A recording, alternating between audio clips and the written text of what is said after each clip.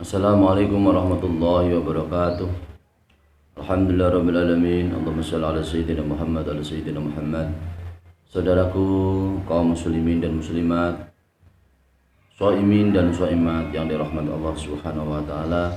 Alhamdulillah wa syukurillah bisa bertemu kembali dengan mengaji untuk menyempurnakan kegiatan kita di saat Ramadan seperti ini. Semoga kita semua bisa melaksanakan puasa Ramadan dengan sebaik-baiknya. Amin Allahumma amin. Sholawat beserta salam kita aturkan kepada baginda Rasulullah Muhammad sallallahu alaihi wasallam dengan ucapan Allahumma sholli ala sayyidina Muhammad. Selanjutnya materi pokok pada kesempatan ini adalah dengan tema yaitu sahur penuh dengan barokah, dengan beberapa keterangan hadis yang sumbernya dari kitab Bulughul Maram yang disertai dengan yaitu kitab syarahnya Bulughul Maram yaitu Ibanatul Ahkam juz 2 Shahifah 293 dengan keterangan sebagai berikut ini. Bismillahirrahmanirrahim. An Anas bin Malik radhiyallahu anhu qala Rasulullah sallallahu alaihi wasallam tasakhkharu fa inna fis sahuri barakatun muttafaqun alaih.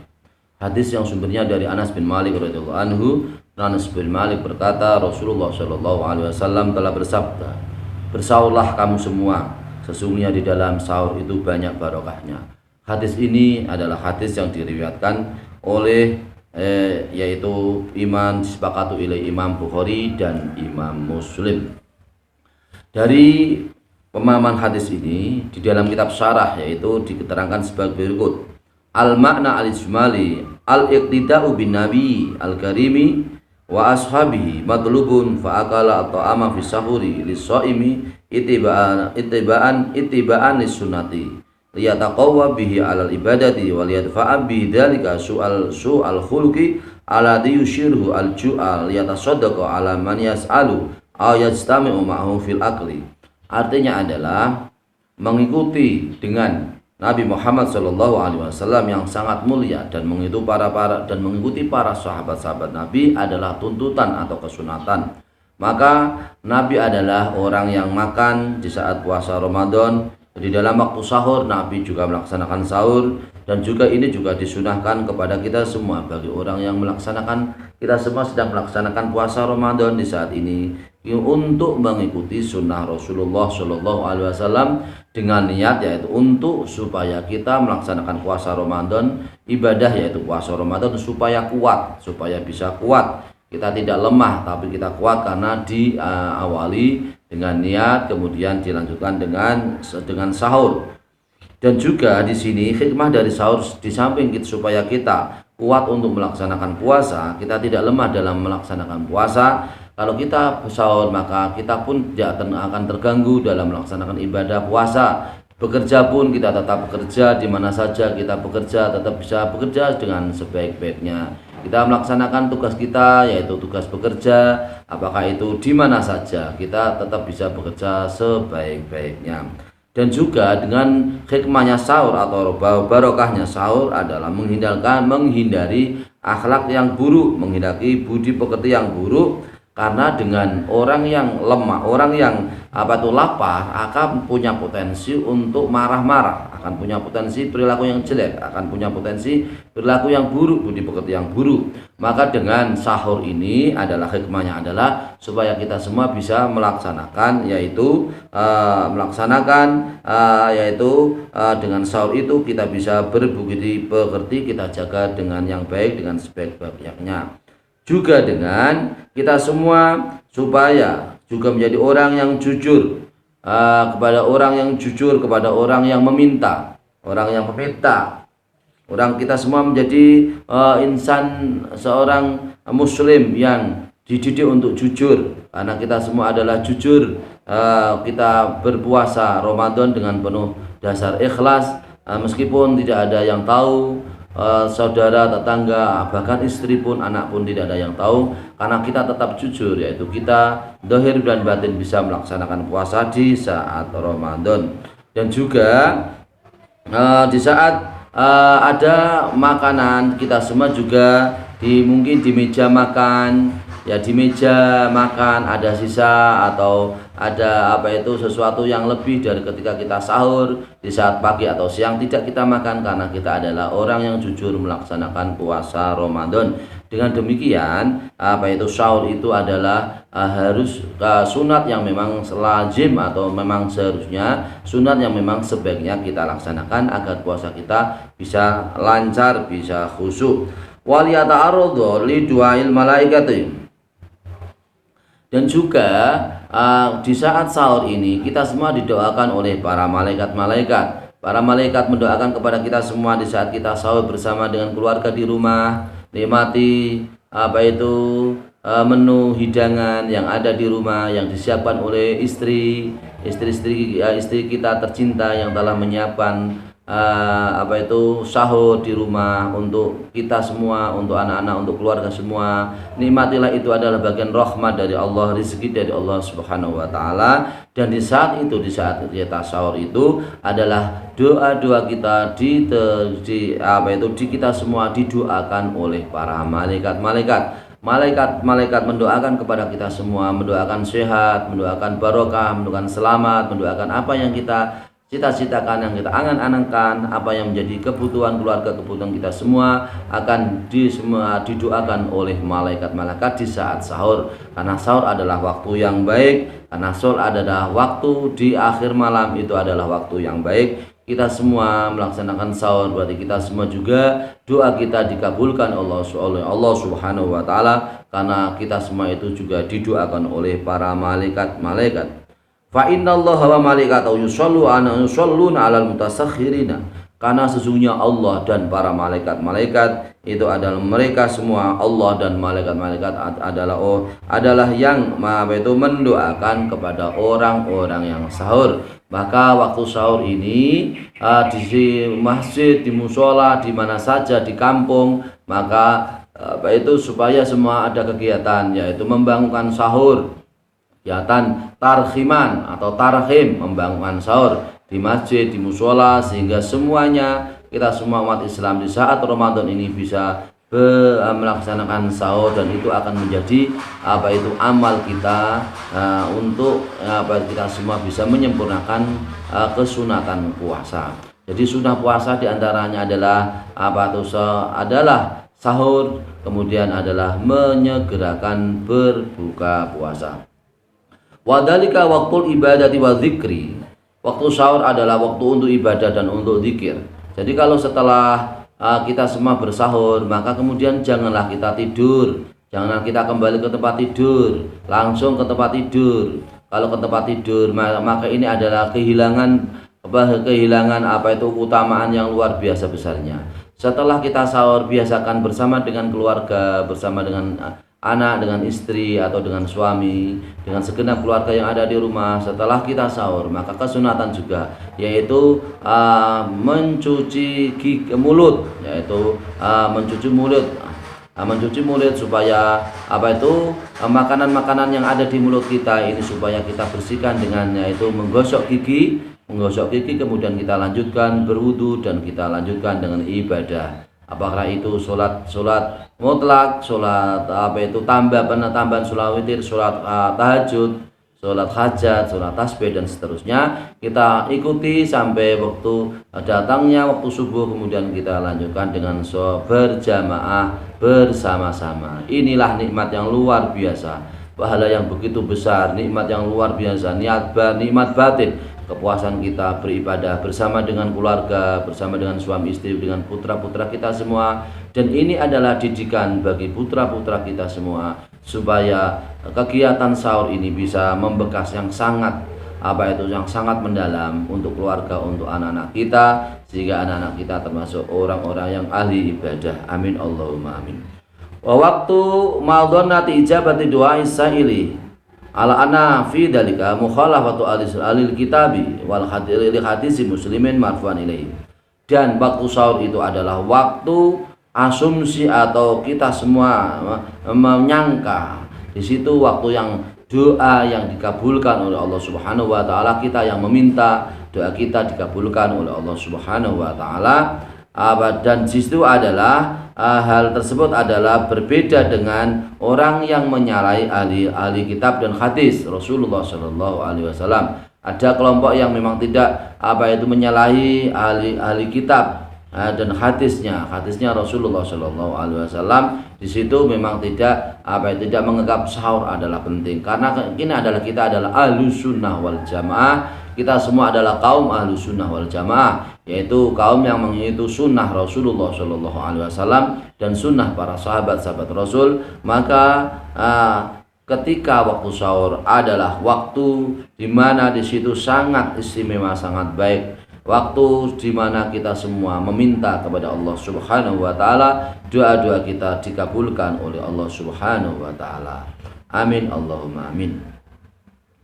Kemudian qala fasul ma baina siyami wa siyami al-kitabi aqluhu as-sahuru. Jadi pemisah antara puasa kita dan puasa ahli kitab adalah makan sahur. Jadi kalau sahur, setelah sahur kemudian datang waktu imsak, disitulah batas waktu kita tidak boleh makan dan minum, kemudian berhubungan dengan suami istri dan seterusnya, itu tidak diperbolehkan. Jadi yang paling penting ini adalah kita bisa imsak, yaitu menahan tidak hanya menahan makan, menahan secara zahir dan batin. Menahan secara zahir adalah kita tidak makan, tidak minum, tidak berkumpul dengan istri. Itu adalah kita semua menahan secara zahir. Menahan secara batin itu adalah kita semua menahan dari hawa nafsu, dari amarah, dari durhaka, kemudian dari bicara yang jelek, dari bohong dan seterusnya. Sehingga kita semua di saat puasa ini benar-benar memang harus menahan diri, menahan lisan kita. Anggota yang paling rawan, anggota yang paling berbahaya, anggota kita yang paling punya potensi membatalkan puasa Ramadan adalah lisan kita, yaitu lubang yang berupa lisan kita ini adalah anggota dari di saat kita Ramadan seperti ini harus kita kendalikan dengan sebaik-baiknya. Lebih baik diam daripada kita semua mengumbar pembicaraan yang tidak ada maknanya, mengumbar pembicaraan yang tidak ada manfaatnya kepada orang lain, mengumbar pembicaraan yang bohong, yang jelek dan seterusnya. Gantilah lisan kita dengan yaitu membaca Al-Quran, dengan berzikir, minimal dengan diam, karena diam pun kita sudah dianggap ibadah kepada Allah Subhanahu wa taala. Lebih baik kita semua ganti pembicaraan yang tidak ada maknanya, tidak ada artinya, pembicaraan yang tidak ada fungsinya, tidak ada manfaatnya, kita ganti dengan zikir, dengan membaca Al-Quran di rumah bersama dengan keluarga. Maka khatamkanlah Al-Quran minimal 1 kali khataman dalam 1 bulan. Kalau bisa ditambah itu juga lebih baik sesuai dengan kemampuan dan memang kesempatan kita di saat Ramadan. Maka penuhilah waktu-waktu Ramadan untuk di saat pagi, siang, sore hari, di saat tidak bekerja, di saat di rumah, untuk melihat Al-Quran, untuk membaca Al-Quran, karena itu adalah tambahan pahala, bonus pahala, tambahan pahala yang lebih banyak, puasa kita lebih sempurna. Amin Allahumma amin. Fikul hadis istihbabus sahuri wa isbatul barakati fihi. Pemahaman hadis di sini adalah disunatkan sahur di saat kita semua melaksanakan Ramadan, dan isbat atau penetapan banyak barokahnya di saat sahur. Jadi banyak barokahnya di saat sahur. Anak-anak kita bisa dididik untuk sholat malam. Anak-anak kita kenalkan dengan niat sahur. Anak-anak kita kenalkan dengan apa itu sahur, apa hukumnya sahur. Kemudian anak kita dikenalkan dengan ibadah-ibadah sunnah untuk bisa dekat, untuk bisa cinta kepada Allah Subhanahu wa taala. Anak-anak kita kenalkan keluarga-keluarga kita, keluarga yang ahli ibadah, ahli ilmu, dekat dengan keluarga, kemudian bisa lebih dekat kepada, bisa melaksanakan sunnah Rasulullah Shallallahu Alaihi Wasallam. Tasakharu aikulu wasyrabu waqta sahuri. Tasakharu, arti tasakharu situ adalah makan dan minumlah di saat waktu sahur. Makannya ini adalah sebatas kebutuhan kita. Jangan terlalu kurang, jangan terlalu lebih. Kalau kurang nanti kita juga memang masih dalam keadaan belum kenyang. Kalau lebih maka perut kita pun menjadi berat, Kalau perut menjadi berat maka menjadi ngantuk, kemudian maka setelah sahur langsung tidur. Ini yang juga perlu dijaga stamina, kondisi badan, supaya sahur pun memang harus sesuai dengan kebutuhan kita masing-masing. Kalau memang sahur ini harus dijaga nutrisi, dijaga gizi, dijaga kualitas apa yang kita makan, ini akan lebih baik. Sahur yang barokah, sahur yang penuh gizi, sahur yang manfaat, sahur yang penuh hikmah, yaitu diantaranya adalah doa-doa kita dikabulkan oleh Allah Subhanahu wa Ta'ala. Wasahuru ismun lizamani alladhi yaqibul fajru. Sahur adalah nama suatu waktu yang mengiringi dengan waktu fajar. Yang mengiringi dengan waktu fajar. Di saat di situ ada waktu fajar, ada waktu sahur, ada waktu fajar. Setelah waktu fajar adalah waktu imsak, setelah waktu imsak adalah waktu subuh. Maka batasnya adalah imsak. Setelah sahur kita semua sejenak mungkin setelah melaksanakan sahur itu sholat di situ, kemudian waktu fajar. Di saat waktu fajar sejenak kita menunggu waktu subuh. Karena di situ adalah kalau kita menunggu waktu subuh adalah kita semua bisa berniat melaksanakan jamaah subuh. Ini adalah malah luar biasa pahalanya dilipat gandakan oleh Allah Subhanahu wa Ta'ala. Wal amru lin nadbi anil ijabi anil ijabi al ijma' al anasahura laisa bi fardin wa ma sabata min muwasalatihi asyamu wa muwasalatu ashabi. Jadi perintah sahur ini bukanlah perintah dalam arti wajib, karena hukum perintah asal mulanya adalah wajib. Tetapi sahur ini bukan perintah wajib, tapi perintah untuk melaksanakan sunat. Hal ini adalah menjadi ijma' kesepakatan para ulama bahwasanya sahur bukanlah fardu, bukanlah wajib, tapi sahur adalah sunat. Wa ma sabata min muwasalatihi sallallahu alaihi wasallam asyama wa muwasalatu ashabi, dan sesuatu yang menjadi muwasalah yaitu Rasulullah sallallahu alaihi wasallam itu adalah khususiyah atau khusus spesial, di mana Rasulullah sallallahu alaihi wasallam itu adalah bersama dengan para sahabat-sahabatnya dia selalu melanjutkan ketika berbuka puasa itu tidak dia lanjutkan puasanya muwasalah, namanya puasa ngebleng. Ini adalah khusus untuk Rasulullah Shallallahu Alaihi Wasallam yang tidak berlaku untuk kita semua. Maka untuk kita semua sebagai umat Rasulullah Shallallahu Alaihi Wasallam di saat berbuka puasa maka segeralah berbuka puasa. Barokatun aikwatun ala saumi wa ajran adiman lima yatafiqul lil musakhiri min drikin amin dzikrin aw salatin aw istighfarin aw ghairi dzalika min ziyadatil a'mali allati laula al qiyama bisa li sahuri laqad insanu naiman anha natarikan laha wa barakatu ismun inna. Yang dimaksud barokah sahur adalah penuh barokah. Di situ adalah kekuatan untuk bisa melaksanakan puasa Ramadan dengan sebaik-baiknya dan juga disertai dengan pahala yang sangat besar, pahala yang sangat agung. Karena orang yang sahur maka dia diberi kekuatan oleh Allah Subhanahu wa Ta'ala secara fisik untuk bisa berzikir, bisa istighfar, bisa melaksanakan sholat